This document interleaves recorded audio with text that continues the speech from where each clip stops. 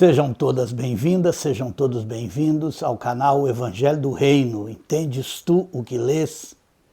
Eu me chamo Paulo Davi e você está no meu canal, onde nós lemos e comentamos as Escrituras. Estamos lendo e comentando o livro de Apocalipse. Estamos no capítulo 18, que fala justamente sobre a queda da Babilônia. Vamos lembrar que quando isso foi escrito para o contexto da igreja naquele tempo, no tempo do Império Romano. Roma era essa grande Babilônia. E hoje vamos ver o significado profético desse texto, né? Mas antes de começarmos, se você ainda não é inscrito no canal, inscreva-se, dê seu joinha. Lembre-se, tanto para você se inscrever como para dar o seu joinha, você tem que estar logado, né, ou no canal, no YouTube, né, ou logado na sua conta Google. Vamos então começar? Apocalipse capítulo 18, verso 1.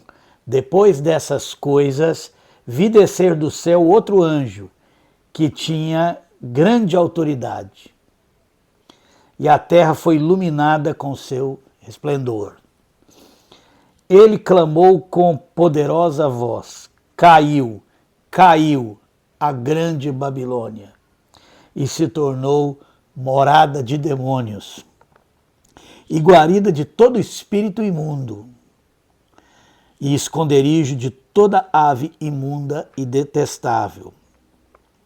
Pois todas as nações beberam do vinho da ira da sua prostituição. Os reis da terra se prostituíram com ela, e os mercadores da terra se enriqueceram com a abundância da sua luxúria. Ouvi outra vez, voz do céu dizer: sai dela, povo meu, para que não sejas participante dos seus pecados, para que não incorras nas suas pragas. Bom, nós, em capítulos anteriores, nós já viemos falando um pouco sobre essa Babilônia, né? E começamos contando para vocês que, apesar de que o Império Romano, que foi um dos maiores impérios da antiguidade, ter perseguido violentamente a igreja, houve um momento na história desse império, e é isso que a profecia está revelando, mostrando para o povo de Deus o que estava acontecendo e o que viria a acontecer em breve. Nós sabemos o que aconteceu na história, como o imperador Constantino fez cessar as perseguições e começou a se aproximar dessa igreja porque viu nela uma grande força. E que, como gradativamente, o seu sucessor, o imperador Teodósio, fez da fé cristã a religião oficial do império, fazendo surgir uma igreja romana. Na carta às 7 igrejas, isso é mencionado, quando fala de Jezabel.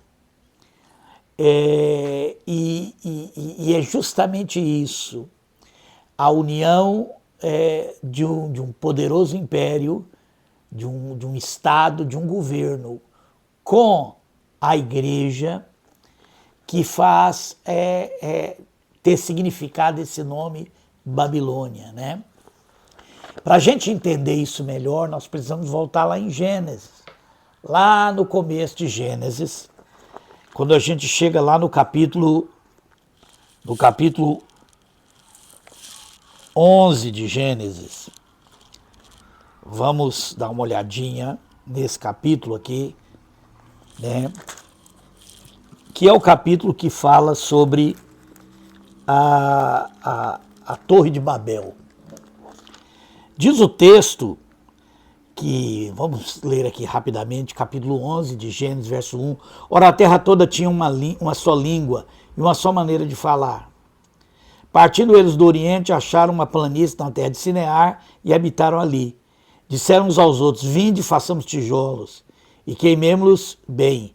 Os tijolos lhes serviram de pedra e de betume de cal. Então disseram: vinde, edificamos para nós uma cidade, e uma torre cujo cume toque no céu e façamos-nos um nome, para que não sejamos espalhados sobre a face de toda a terra. Mas desceu o Senhor para ver a cidade e a torre que os filhos dos homens edificaram. Diz o Senhor, o povo é um, e todos têm uma só língua. Isso é o que começam a fazer. Agora não haverá restrição para tudo que eles intentarem fazer. Vinde, desçamos e confundamos ali a sua linguagem, para que não entenda com a língua do outro, uma língua do outro. Assim o Senhor os espalhou dali sobre a face de toda a terra e cessaram de edificar a cidade. Bom, essa é a primeira menção de Babilônia, né? E é importante para a gente entender o que estava acontecendo ali. Essa primeira menção do livro de Gênesis, que é o livro das sementes de todas as coisas, né, que acontecem na história da humanidade, isso mostra, né, o surgimento da primeira Babilônia, né, do primeiro império babilônico. E a ideia não era só formar um império, construir uma cidade poderosa, mas era ter uma torre que ligasse ao céu. Isso fala de poder espiritual, porque a religião, desde a sua origem, tem sido o grande instrumento de domínio, de controle dos homens. E foi isso que o imperador, a partir de Constantino, depois Teodósio e os demais imperadores romanos perceberam, que era possível usar a fé cristã, transformá-la numa religião sob o controle do império e com essa religião controlar os homens. É justamente isso o que a Bíblia chama de Babilônia, a cidade e a torre. A cidade fala de um poder político, um estado, um império, e a torre fala de uma religião. E isso vai acontecer nos dias, né, do Apocalipse, que foi escrito, né? Quando começa a grande apostasia, quando surge uma falsa igreja aliada ao poder político, e ela vai ser instrumento, né, de dominação. Tanto o Estado vai usar a religião, como os líderes religiosos vão usar o poder do Estado. Isso a Bíblia chama de Babilônia.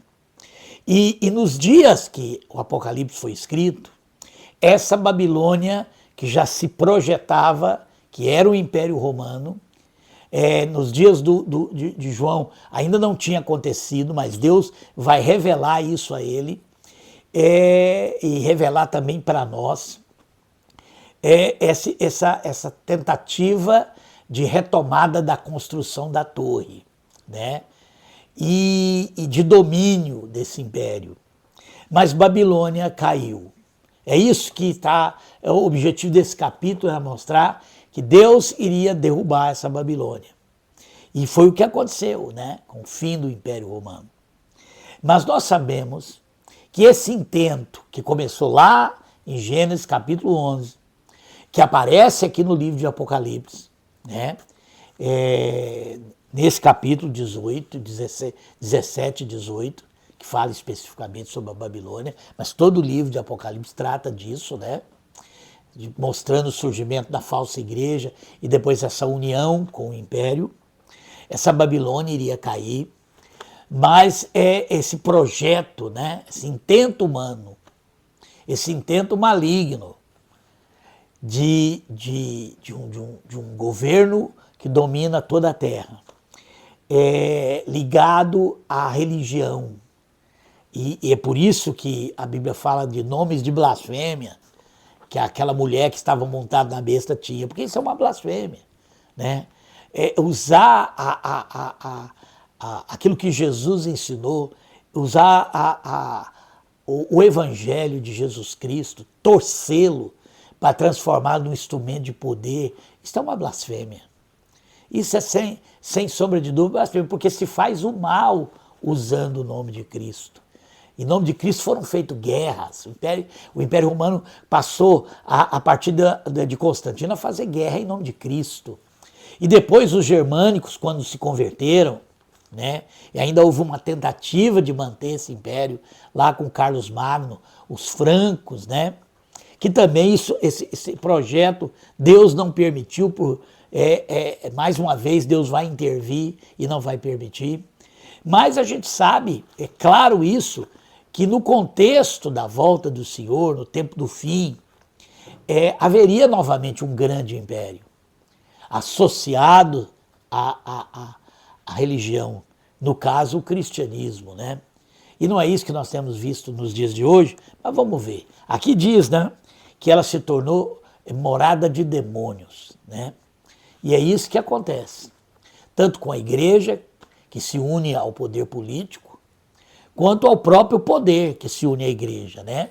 Então nós começamos a ver a operação do maligno, coisas terríveis, violência, morte, destruição e todo tipo de absurdos que vai acontecendo, como a gente vê hoje, né?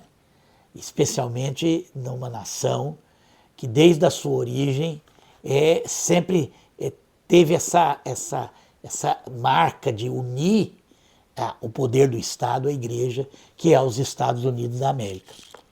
E sem sombra de dúvida, se hoje nós pudéssemos identificar uma nação imperialista, um império poderoso, e que usa o nome de Cristo, e que se diz representante de Cristo na Terra, é sem sombra de dúvida os Estados Unidos da América. Mas vamos continuar e ver sobre essa queda, né? Verso 3, vamos continuar daqui. Pois todas as nações beberam do vinho da ira da sua prostituição. Porque é assim que Deus vê. Uma igreja que se une ao Estado. Um Estado que se une à igreja, né?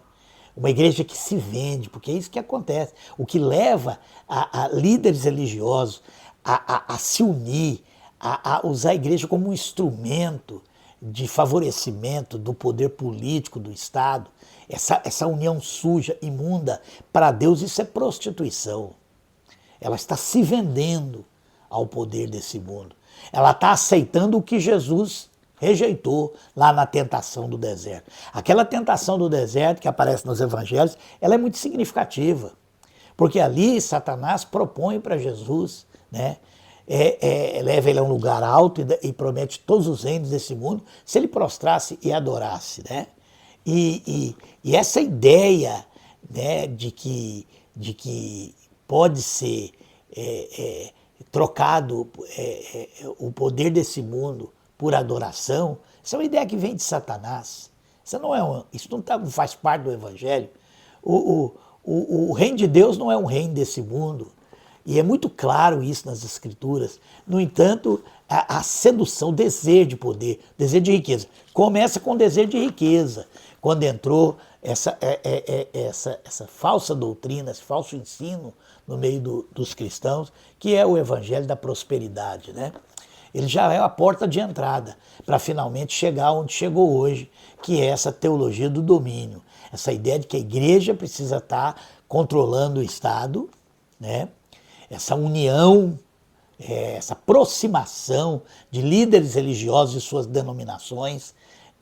Por isso, não é à toa que há um mistério da Babilônia, né? Quando se fala daquela mulher, que diz que ela é um nome de mistério, que ela é a mãe das abominações da terra. Isso, sem sombra de dúvida, pode ser entendido como esse sistema denominacional religioso, onde os cristãos são confinados a rebanhos particulares, né? Em torno de determinados ensinos, em torno de determinadas doutrinas, em torno de determinadas lideranças, e essas lideranças levam essas suas ovelhas, aqueles que estão sob o seu poder, a se comprometer em apoio a determinados governos e a determinadas pautas de governo, sempre com aquelas características farisaicas, né, de moralismo, de controlar o comportamento das pessoas, mas que não tem nada a ver com aquilo que a Bíblia fala que Jesus veio, né, para anunciar o evangelho aos pobres, para libertar, para trazer justiça. Isso são coisas totalmente desconhecidas para esses grupos. E, sem sombra de dúvida, é isso que tem acontecido. Mas vamos continuar. pois todas as nações beberam do vinho da ira da sua prostituição, e os reis da terra se prostituíram com ela, e os mercadores da terra se enriqueceram com a abundância da sua luxúria. Né? Depois nós vamos entender o que são esses mercadores. Ouviu a outra voz do céu dizer: sai dela, povo meu, para que não seja participante dos seus pecados, para que não incorras nas suas pragas. Né? Esse sai dela sai tanto dessa ligação, né? dessa ligação com esse Estado que está unido à igreja, como essas igrejas que se unem ao Estado. É preciso que nós saibamos o seguinte: vai chegar uma hora que essa voz profética vai chegar nos corações dos homens e eles vão deixar isso. Vão deixar esse sistema religioso comprometido com riqueza, com poder, comprometido com os mercadores da terra e vai haver uma separação. Há um momento que isso irá acontecer, que essa voz vai sair e muitos vão perceber que não tem mais como. Nós servimos a Jesus Cristo e ao mesmo tempo estamos submetidos a esses sistemas religiosos sob controle de homens comprometidos com a riqueza e com o poder desse mundo. Sai dela, povo meu, para que não sejas participante dos seus pecados, para que não incorras nas suas pragas, pois os seus pecados se acumularam até o céu, e Deus se lembrou das iniquidades dela. Tornai a dar-lhes como ela vos tem dado, retribuí-lhe em dobro, conforme as suas obras. No cálice em que vos deu de beber, dai-lhe a ela em dobro. Quando ela se glorificou e em luxúria esteve, foi-lhe outro tanto de tormento e pranto. Diz em seu coração: estou assentada como rainha, e não sou viúva, e de modo algum verei o pranto. Portanto, num mesmo dia virão as suas pragas, a morte e o pranto e a fome. Será queimada no fogo, pois forte é o Senhor Deus que a julga. Então haverá juízo. Haverá juízo contra a Babilônia. Haverá juízo contra esse poder desse mundo que quer domínio. Isso pode estar se referindo a um Estado que terá domínio no tempo do fim, como também sobre a igreja unida a esse Estado. Haverá juízo contra essa união que a Bíblia chama de Babilônia, a cidade e a torre, não se esqueça disso. Quando a cidade edifica uma torre, aí temos Babilônia, aí temos confusão.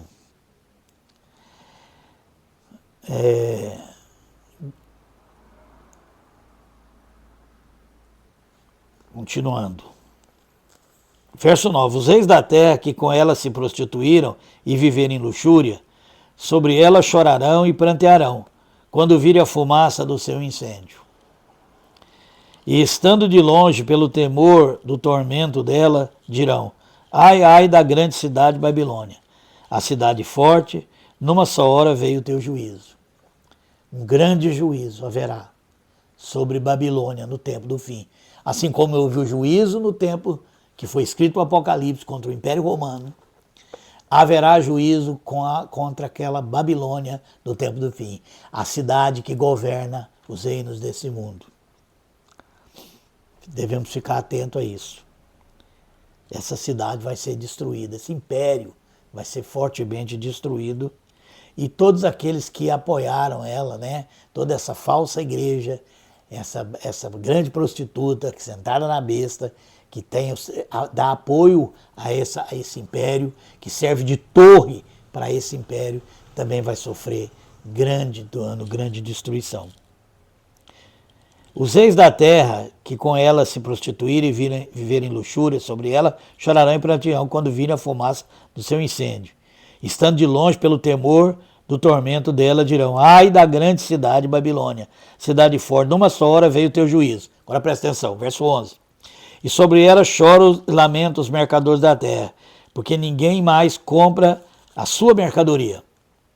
Mercadoria de ouro e de prata, de pedras preciosas, de pérolas, de linho fino, de púrpura, de seda, de escarlate, de todo tipo de madeira odorífera, e todo objeto de marfim, de toda madeira preciosíssima, de bronze, de ferro e de mármore, e canela, especiarias, perfume, mirra, incenso, e vinho, azeite, flor de farinha, e trigo, e gado, e ovelhas, cavalos e carros, escravos, e até almas dos homens.